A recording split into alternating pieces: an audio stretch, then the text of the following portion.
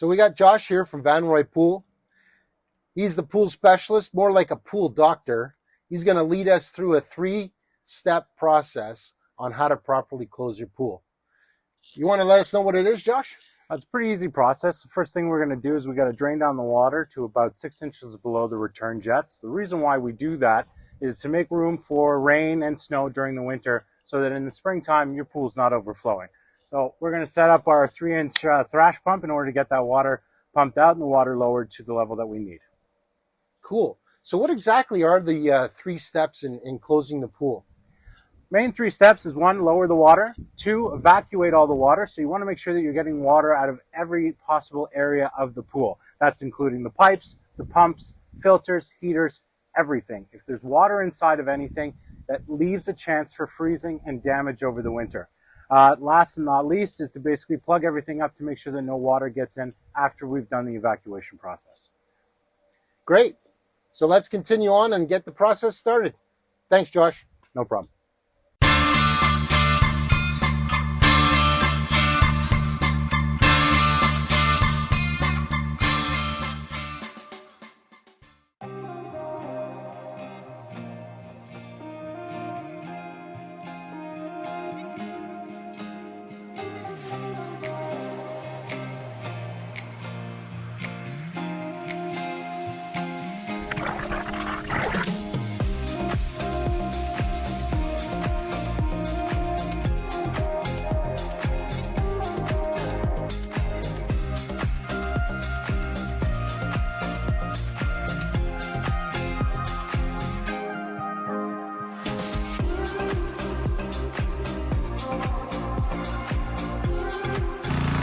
Okay guys, so while we got the pool draining, we're going to go ahead and do a few other things, mainly removing the ladder, removing the diving board, and start removing some of the outlets for the jets. So come on. Right, go down.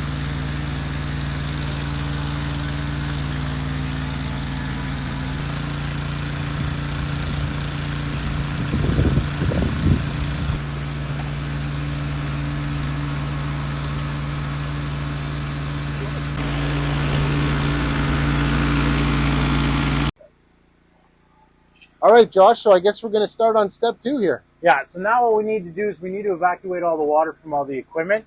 We're going to start piece by piece by piece, basically from the pump, because that's the first piece of equipment that sees water, into our filter, then from our filter to our heater, back from the heater to the salt system, back to the pool. So, pretty easy. Everything's got a drain plug on it. So, your pump's got one on the side here.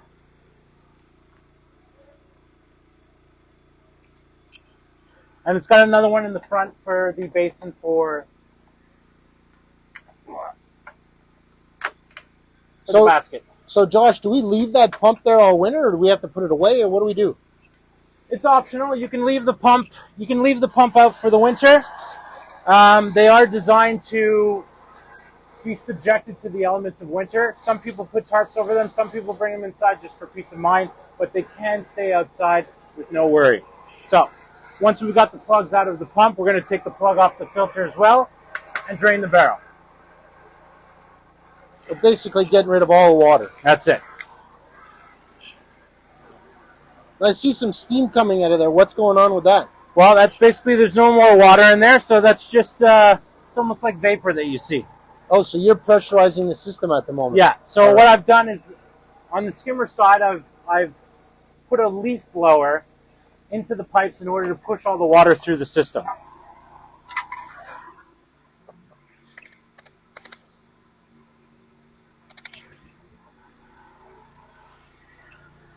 So basically what we're going to be doing is we're going to be blowing air until most of the water is all gone.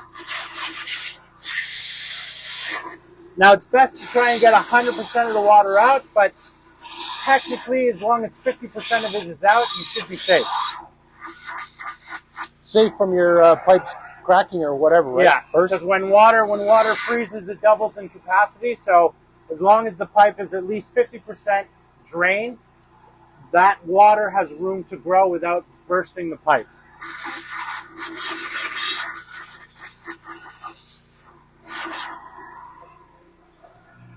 Grab my sponge.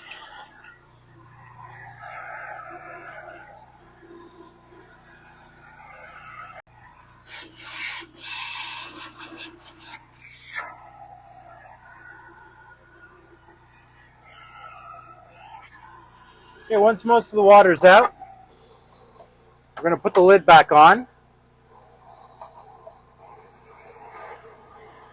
to force the water into our filter. All right, now there's certain modes on the filter that you want to go through. Main one is your waste line. So you're going to put the filter in the waste mode or drain mode, depending on what model that you have. That's going to blow out the line that goes to the street for when you're doing your backwash or you're draining your pool. Again, we want to go line by line by line and evacuate all the water. So right now I have it in waste. It's a line that doesn't really see water very often, other than about once a week. So it's a quick 60-second and 90-second blowout. After that, what I'm going to do is I'm going to be putting the pump into recirculate or whirlpool. Again, depending on which model filter you have, they'll be called different things. What that's going to do, you can see the water coming out of the filter now at the bottom. It's pushing all the water out. At the same time, it's pushing the water through the rest of the system. So I'm actually going to go disconnect the heater right now because we should be getting water coming out of there.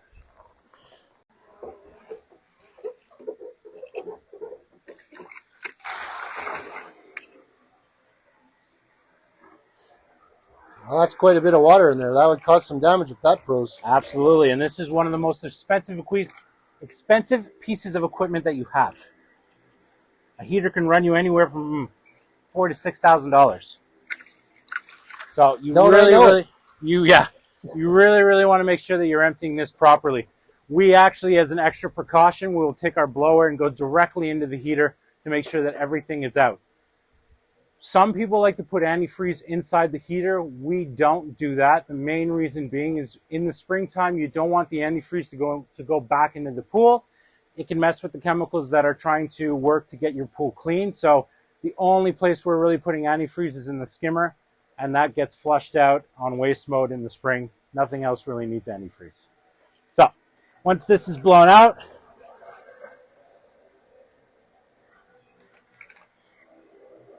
gotta make sure all our water's out. You're always going to want to twist your valves. The reason why you want to do that is inside here it's a ball valve, so the ball does roll.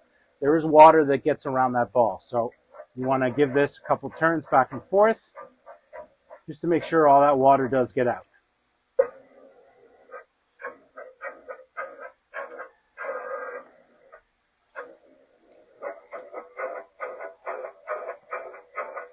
Josh, I see there's still water coming out of the filter there. There must be quite a bit of water in there. There is quite a bit of water in here. So you actually are going to leave that drain plug out for the winter and let this completely drain out.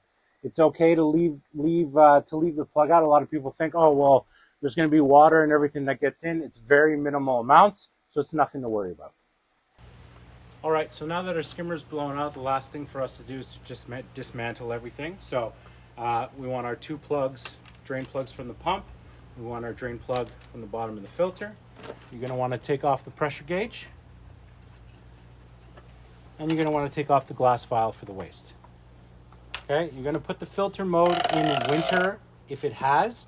If it doesn't have a winter mode, all you want to do is basically have it stuck in between modes so that the diffuser gasket is up off the ground. Okay?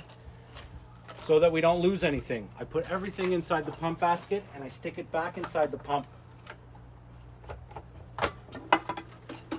That way, when springtime rolls around, we know where everything is. That's it, that's all. Okay, another thing, all these valves, as I explained before, there's balls on the inside of them. So when you are leaving them for the winter, you want to leave them half open. Don't leave them fully open and don't leave them fully closed. You want that ball in the half position so that water can escape. We also have a salt system with this pool. Salt system is another expensive piece of equipment. Now, these are pretty mobile, so what we do is we remove them entirely. We bring them inside into a heated area for the winter. So if you're not familiar with it, your salt system comes in two parts. There's usually a cell that's incorporated into the plumbing, and then there's the control box, which is mounted somewhere in your cabana or on the wall. So you're going to want to basically just undo all of the wires, any plugs that you have. If it's hardwired into a breaker, then I would suggest just leaving it, but if it's on a plug, then you can just unplug it and take it inside. This one happens to be hardwired, so we're going to be leaving this guy in, but we are going to take out the cell. Because again, if this cell breaks, I think the price these days for these guys are about $1,000. So that's an easy mistake to make and an expensive one. We unplug the wire, and then we just take that in for the winter. Nice and safe. Okay, so now that we've done our blowouts, what we're going to do is we're going to protect the skimmer elbow with some antifreeze. So take our blower out. You're going to get basically your standard antifreeze. And you're going to pour about 1/4 to 1/3 of the bottle into the hole that leads to the pump. Not the hole that's in the front that leads down to the bottom of the pool. Okay, once that's in, we're going to give it a quick blow just to send the antifreeze up the line a bit.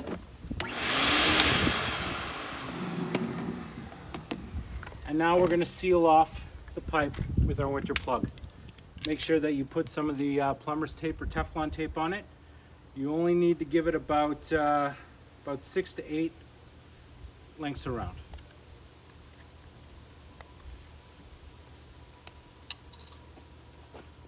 Make sure you don't cross thread. Put it in until it's nice and hand tight.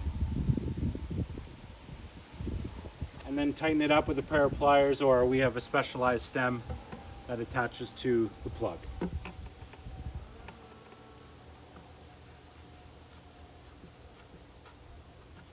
Once that's done, we're going to be putting in a styrofoam retainer.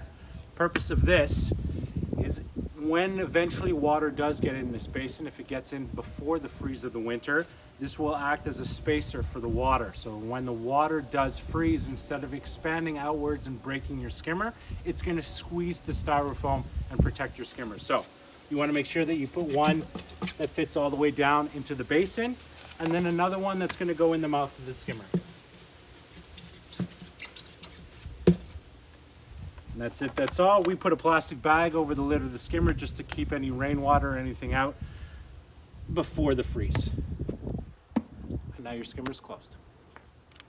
All right, Steve, so that's basically how you close the pool. I do realize that we forgot to take a shot on putting the plugs in the jets, but it's the same thing of what we did in the skimmer with the plumber's tape and the Teflon. Put a couple rounds on it and then tighten it hand tight. You should be good for the winter. And that's basically it. There's your 3-step process on how to close a pool. Very basic. Some pools are different than others with solar panels, additional pumps, but you got the gist of basically how everything works in closing a pool. Well, great, Josh. Thanks for coming, and quick shout out to your partner Jason too for helping us make this possible, and of course our social media people. We really appreciate it. We're going to tag Josh and Van Roy Pools at the bottom of this video. If there's any questions regarding pools, these are the guys. They have literally taken care of my pool. They've fixed underwater pipes. They've fixed underground pipes. They've replaced my heat pump. They did everything. The only thing they didn't do was dig the hole. Well, thanks again, Josh. Really appreciate it. You're the best. All the best. Take care.